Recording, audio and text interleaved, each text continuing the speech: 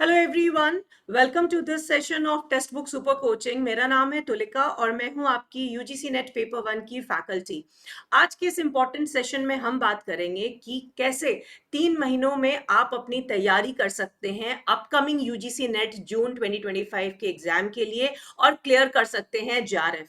जैसा कि आप लोग जानते हैं, जेआरएफ क्लियर करने से आपकी जो आगे की जर्नी है वो बहुत कन्वीनियंट हो जाती है। आपको फेलोशिप मिलती है पीएचडी करने के लिए और नेक्स्ट 3 to 4 years में आप अपना असिस्टेंट प्रोफेसर बनने का सपना पूरा कर सकते हैं। कहते हैं ना कि ये एक ऐसी शुरुआत होती है जो कि आगे के आपके सारे दरवाजे खोल देती है, बट इसके लिए तैयारी सही रखनी बहुत जरूरी है। ये लास्ट 3 मंथ्स जो है इसे आपको स्ट्रेटेजिकली यूज करना है, सही दिशा में यूज करना है ताकि आप इसके रिजल्ट्स को रीप कर सके। तो इस सेशन में हम आपको बताएंगे कौन सी ऐसी बातें हैं जिनका आपको खासा ध्यान रखना है इन 90 दिनों में, किन चीजों को आपने अपने टाइम टेबल में इनकॉर्पोरेट करना है। और ये बिल्कुल विनर्स की स्ट्रैटेजी है जो मैं आज आपके साथ इस सेशन में शेयर करने जा रही हूं। अगर आप भी इच्छुक हैं जून जेआरएफ 2025 को क्लियर करने के लिए तो इस सेशन को ना केवल अच्छे से देखें, बट इसमें दी गई सारी बातों को अपने लाइफस्टाइल में, अपने रूटीन में इनकॉर्पोरेट जरूर से करें। Right, so before I start learners, ये मेरी क्लासेस के टाइमिंग्स है जो कि यूट्यूब पे और टेक्स्ट बुक ऐप पे रेगुलरली होती है। इस सेशन को लाइक, शेयर और चैनल को सब्सक्राइब जरूर कर लीजिएगा। चलिए बात करते हैं कौन सी चीजें सबसे इंपॉर्टेंट है if we are left with 90 days of June JRF. तो अगर आप भी जून जेआरएफ क्लियर करना चाहते हैं तो कुछ इन शब्दों से मैं आपको सबसे पहले एक्वेंटेड करा दूं। प्रीवियस ईयर क्वेश्चंस बहुत इंपॉर्टेंट होते हैं बिकॉज इसके माध्यम से आपको पता चलता है कि किस टॉपिक पर कैसे क्वेश्चंस पूछे जा रहे हैं। टाइम मैनेजमेंट बहुत इंपॉर्टेंट होता है। बहुत बार ऐसा हमारे पास बच्चों की कंप्लेन आती है कि मैम जानते हुए हम क्वेश्चंस कंप्लीट नहीं कर पाए बिकॉज क्वेश्चन को रीड करने में ज्यादा समय लगा है। तो टाइम मैनेजमेंट को कैसे आप इंप्रूव कर सकते हैं, सिलेबस को समझना और सिलेबस में थोड़ा डीप जाना कितना जरूरी हो गया है लेटेस्ट एग्जाम के अगर हम ट्रेंड्स को देखें, और स्टडी मटेरियल आपने कहां से कलेक्ट करना है, क्या सही तरीका रहना चाहिए स्टडी मटेरियल को ऑर्गेनाइज करके यूटिलाइज करने का ताकि वो आपके फेवर में हो, और किस तरह से आप करेंगे अपने सारे टॉपिक्स को प्रायोरिटाइज। क्योंकि ऐसा नहीं है कि सारा का सारा सिलेबस से उठ के क्वेश्चंस आते हैं, कुछ ऐसे 80% ऐसा कंटेंट जरूर रहता है जिससे मेजॉरिटी क्वेश्चंस हिट करते हैं और हर बार पूछे जाते हैं, हर शिफ्ट में पूछे जाते हैं। Not only that, last but not the least, हम बात करेंगे रिविजन के बारे में जो कि बहुत अहम भूमिका निभाता है आपके किसी भी कॉम्पिटिटिव एग्जाम्स के लिए। आपको कम से कम 25 से 30 दिनों का समय रखना पड़ेगा अपने फाइनल रिविजन के लिए ताकि आपने ये जो अभी पूरी तैयारी की है उसका आप सही मायने में बेनिफिट ले सके। तो चलिए बात करते हैं आपके टाइम टेबल की कि आपका टाइम टेबल किस तरह से स्केड्यूल होना चाहिए। Over the period of time learners, ये बात हमने कंफर्म कर ली है स्टूडेंट से and it has been proven beyond doubt कि आप किसी भी एक पेपर को एलिमिनेट नहीं कर सकते हैं, कम वेटेज नहीं दे सकते हैं। चाहे पेपर 1 हो या पेपर 2 हो, दोनों को आपने देना है इक्वल वेटेज। तो अभी के समय में चूंकि हम कह सकते हैं कि हमारे पास करीब करीब 90 दिन का समय है, तो आप मान के चलिए कि अगर आप 2 घंटे समय दे रहे हैं पेपर 2 को तो कम से कम 1.5 घंटा जरूर दीजिए पेपर 1 को। जैसा कि आप जानते हैं पेपर 1 में हमारे 10 यूनिट है और 10 के 10 बहुत डाइवर्स यूनिट्स हैं। तो कई बार ऐसा होता है कि हमारे लिए वो यूनिट्स बिल्कुल नए होते हैं।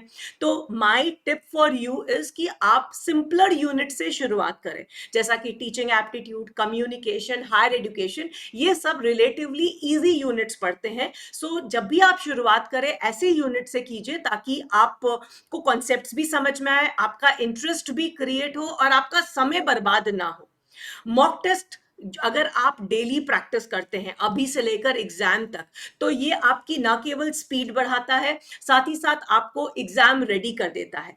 जो बहुत मेजर प्रॉब्लम होती है टाइम मैनेजमेंट की एग्जाम के समय, उसको आप ओवरकम कर सकते हैं with a daily dose of mock test. तो जैसे डॉक्टर प्रिस्क्राइब करते हैं मेडिसिन को, उसी तरह से आपकी प्रिपरेशन में मॉक टेस्ट का प्रिस्क्रिप्शन जरूर एडेड होना चाहिए।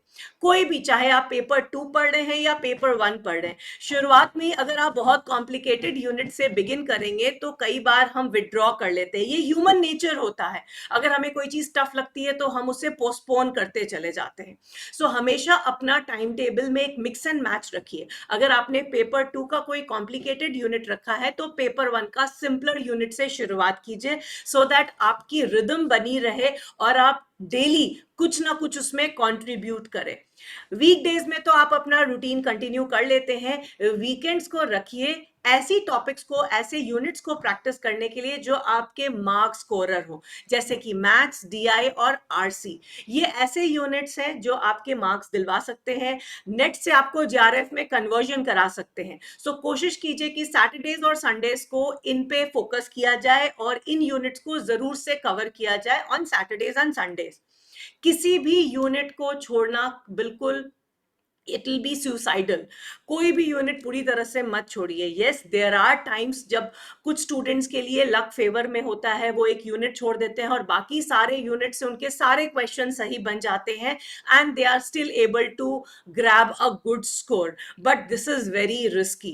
हो सकता है कुछ ऐसा यूनिट हो जो हम उतने अच्छे से नहीं तैयार कर पाए, मगर उसको कम से कम बेयर मिनिमम लेवल तक जरूर लेके आए कि कम से कम 5 में से आप 3 क्वेश्चन तो बना ही लेंगे। तो कोई भी यूनिट, चाहे पेपर 1 का हो या पेपर 2 का हो, आपने छोड़ना नहीं है। लास्ट 1 मंथ रखना है आपको रिवीजन के लिए, जो कि आप शॉर्ट नोट से करेंगे। और इस शॉर्ट नोट से रिवीजन करने के लिए अभी जो आप पढ़ना शुरू करेंगे, जो आप प्रीवियस ईयर्स क्वेश्चंस जो सॉल्व करेंगे, उसके कंटेंट में से छोटे छोटे शॉर्ट नोट्स जरूर से बना के रखिए। ये बहुत इफेक्टिव होता है। इसको कई बार हम अंडर एस्टिमेट करते हैं, बट ये लास्ट मोमेंट के आपके रिवीजन में बहुत बहुत काम आते हैं। And last but not the least, पिछले 5 साल के प्रीवियस ईयर्स क्वेश्चंस को आपने जरूर से करना है कवर। इसके माध्यम से आपको ये पता चल जाता है कि किस टॉपिक पे कैसे क्वेश्चंस आ रहे हैं, कौन से ऐसे टॉपिक्स है जिसको आपने प्रायोरिटाइज करना है। आपका फोकस एग्जाम ओरिएंटेड टॉपिक्स पे रहता है। अब आपको हम बताएंगे वो सारी चीजें जो आपको ध्यान में रखनी है जब आप इस टाइम टेबल को फॉलो करेंगे। But learners, before I proceed further, दिसंबर 2024 का यूजीसी नेट का जेआरएफ का एग्जाम, जिसके रिजल्ट्स अभी हाल में आए हैं, जनवरी में ये एग्जाम कंडक्ट हुआ था और हमारे रिजल्ट्स रहे हैं अमेजिंग। अगर आप भी इस वॉल ऑफ फेम पे को ज्वाइन करना चाहते हैं, अपनी अपनी फोटोग्राफ इस पे इंक्लूड कराना चाहते हैं, so get yourselves enrolled in our foundation batch 3.0। जैसा कि अभी हमने जो सारी बातें कही, चाहे मॉक टेस्ट की हो, शॉर्ट नोट्स की हो, क्लासेस की हो, कंटेंट की हो, ये सभी चीजें आपको वन प्लेटफॉर्म पे मिलती है, जो कि है टेक्स्ट बुक सुपर कोचिंग का यूजीसी नेट का कोर्स। यहां आपको पेपर 1 और paper 2 completely from the foundation, from the scratch cover कराया जाता है।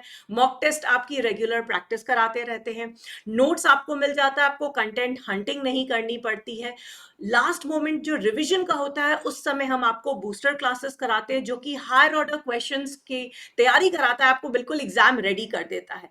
तो चाहे कोई भी यूनिट हो, पेपर 1 या पेपर 2 का, एक कंप्लीट प्रिपरेशन आप कर सकते हैं हमारे इस बैच से। और ये क्लासेस अभी रिसेंटली स्टार्ट हुई हैं, इससे जितनी जल्दी आप एनरोल कर लीजिए उतना आपके बेनिफिट में है। सो लर्नर्स, कुछ ऐसी चीजों का आपने ध्यान रखना है जब आप इस स्ट्रैटेजी को एग्जीक्यूट करने की का प्लान करें। तो पहला काम तो आज आपने करना है, you have to prepare your time table. अगर हम एक दिन पहले का प्लान कर लेते हैं तो अगला दिन हमारा काफी सॉर्टेड रहता है। तो before the end of the day you should plan your day ahead. आप पेपर 1 में क्या पढ़ेंगे, पेपर 2 में क्या पढ़ेंगे, कौन सा टॉपिक्स आपने प्लान किया है कवर करने का, उसे रात में पहले ही लिख लें। सब्जेक्ट्स को हमेशा प्रायोरिटाइज करें, यानी कि जो यूनिट्स हैं उन्हें आप प्रायोरिटी दे एज पर एग्जाम ओरिएंटेशन। तो जिस पे ज्यादा फोकस देना है उन्हें पहले कीजिए, ताकि उसको रिवाइज करने का भी आपके पास सफिशिएंट समय रहे। प्रैक्टिस टेस्ट करते रहना बहुत जरूरी है। मॉक टेस्ट आपको आपकी स्पीड को इनहैंस करता है, आपके क्वेश्चन पढ़ने के टेक्निक को इम्प्रूव करता है। और आप देखेंगे जब आप इसे प्रैक्टिस करते हैं तो एक नैक डेवलप हो जाती है कि आपको एग्जाम में कैसे अपनी एंजाइटी को कंट्रोल करना है। सो प्रैक्टिस टेस्ट तो बिल्कुल, जैसे हमने कहा ना, डेली करना बहुत जरूरी है। आप अपने अटेम्प्ट को भी स्ट्रैटेजाइज कीजिए। कई बार ऐसा होता है कि हम ये मान के चलते भाई इस बार नहीं हुआ तो अगली बार हो जाएगा। ठीक है, ये बात अपनी जगह बिल्कुल सही है। हम ये भी जानते हैं कि कोई नेगेटिव मार्किंग अभी तक हमारे इस एग्जाम में इंक्लूड नहीं की गई है, but learners, this is high time that हम हर 6 मंथ्स इसको पोस्टपोन ना करें। हर एक अटेम्प्ट को जस्टिफाइड तरीके से अटेम्प्ट कीजिए, तैयारी करके जाइए एग्जाम देने के लिए, so that you can make full use of it.